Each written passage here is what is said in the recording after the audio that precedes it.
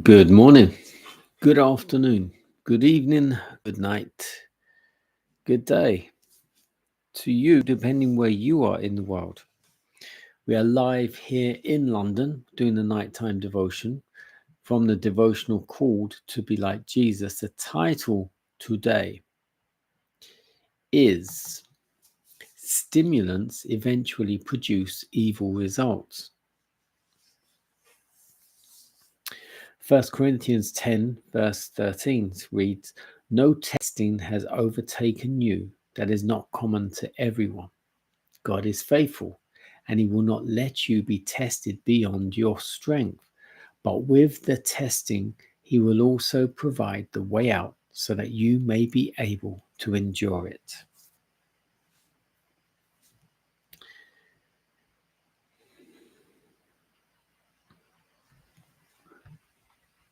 As a people, with all our profession of health reform, we eat too much.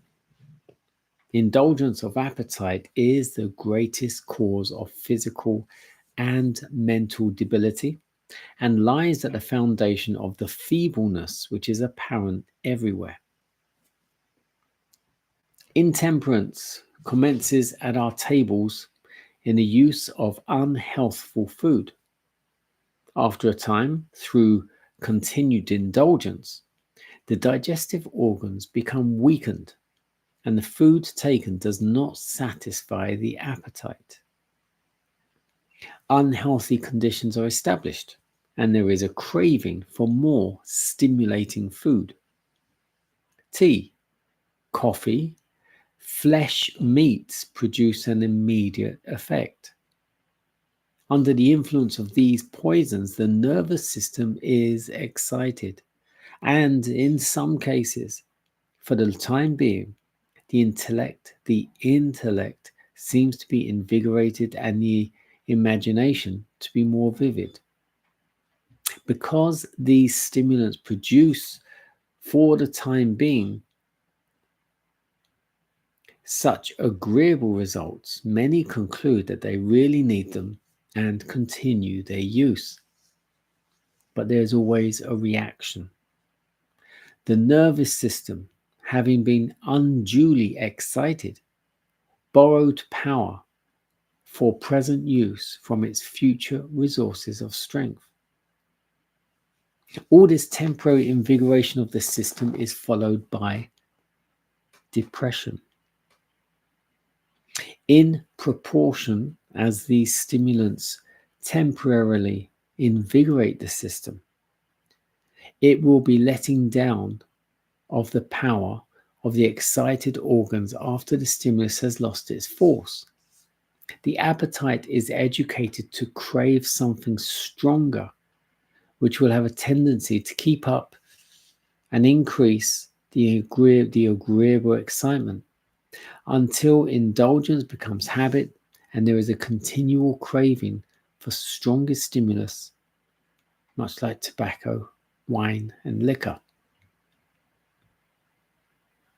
The great end for which Christ endured that long fast in the wilderness was to teach us the necessity of self-denial and temperance. This work should commence at our tables and should be strictly carried out in all the concerns of life.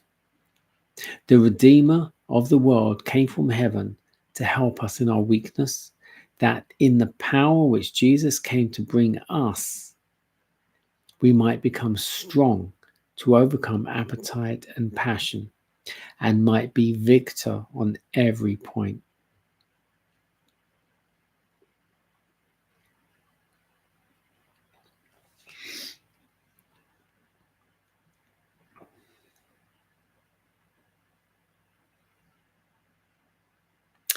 Stimulants eventually produce evil results.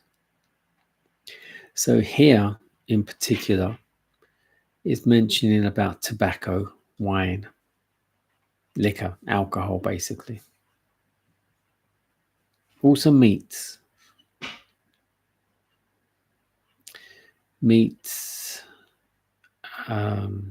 sugary foods. flesh meats. You know, I gave up eating meat December 2009. I'd done a lot of research. Well, enough to convince myself that I need to stop eating meat.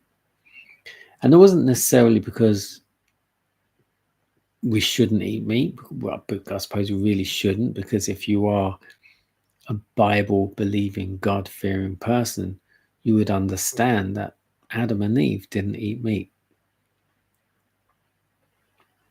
The first humans didn't need to eat meat. They were eating from the garden and then what they grew off the land.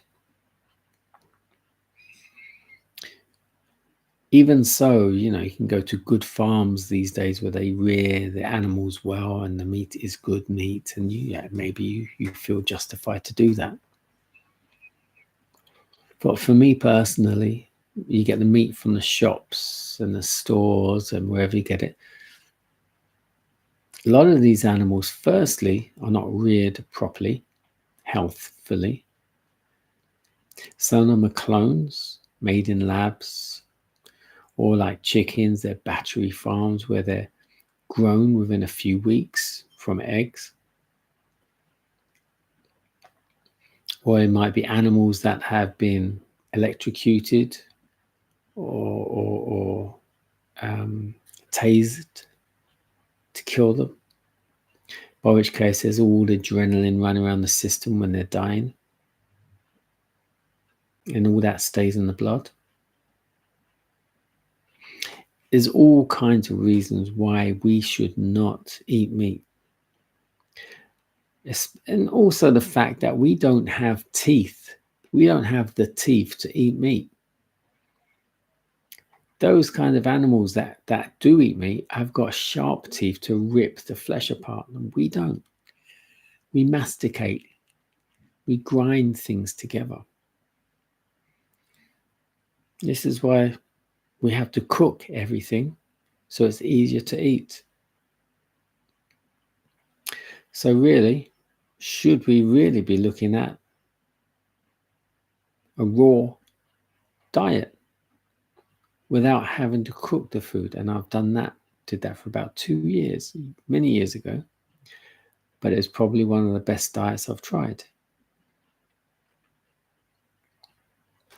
But getting back to stimulating food.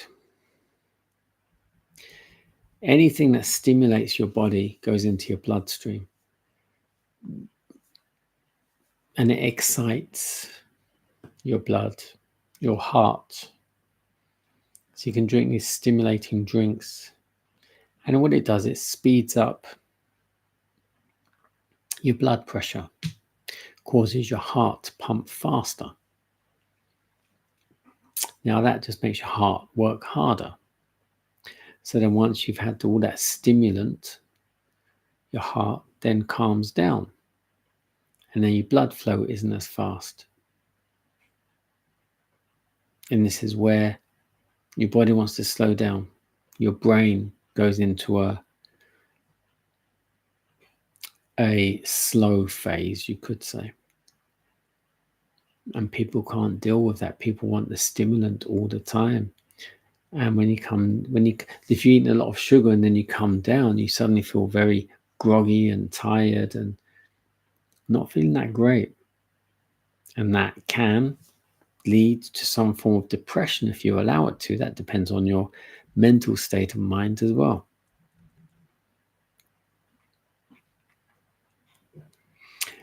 When I came to understand I should be eating meat, and I stopped drinking tea, stopped drinking coffee, fizzy drinks on general,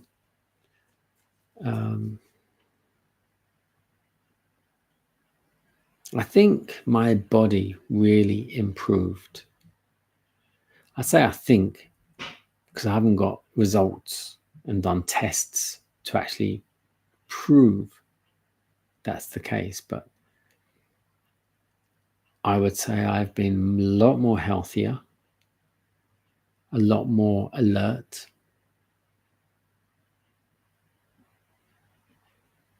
and feel a lot better. Not to say I haven't done in my past, but I don't know, I can look at myself and I suppose in a way compare myself to other people older like myself. And not to say that they look older or less healthful, but I don't know. Drink good water, eat good food, be temperate in as many ways as you can as possible. Pray every day, every night, every morning. Live a good, healthful life as best you can. Follow the Bible. Read Leviticus. All the health laws are in Leviticus. Well worth checking out.